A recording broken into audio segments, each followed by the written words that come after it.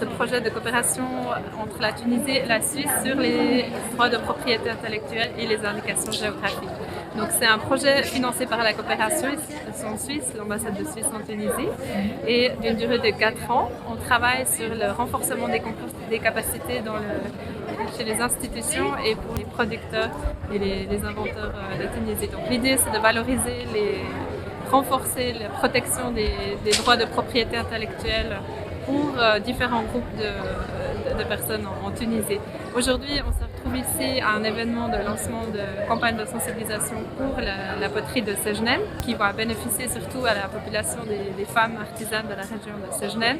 Elles ont fait tout un travail de documentation des processus de fabrication pour conserver la tradition de la poterie de Sejnen. Il existe justement les appellations d'origine contrôlée, les indications géographiques en Tunisie. Donc plusieurs produits ont déjà été protégés, par exemple la figue de Djeba, l'huile d'olive de Teboursou. On a commencé un travail pour justement soutenir le groupe de productrices d'artisanes de Sejnen pour documenter et arriver à une première appellation d'origine contrôlée pour l'artisanat en Tunisie. Donc c'est un travail de pilote avec le soutien bien sûr de l'Office national de l'artisanat de tunisien qui est très engagé pour avoir ce premier cas. Et peut-être ensuite il y aura d'autres produits, on espère, en Tunisie qui vont aussi bénéficier un jour de l'appellation d'origine protégée. Le message c'est de valoriser les traditions et la forte richesse du patrimoine que vous avez en Tunisie.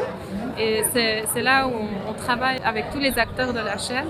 C'est important de donner de la valeur au travail, aux traditions, et que on peut montrer comme ça plus de visibilité au niveau national, au niveau international.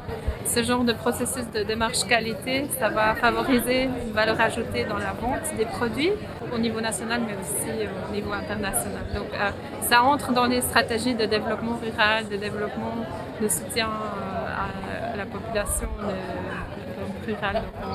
Et ça peut être très bien combiné avec des stratégies de tourisme, donc des stratégies de valorisation du patrimoine riche qu'il existe en Tunisie.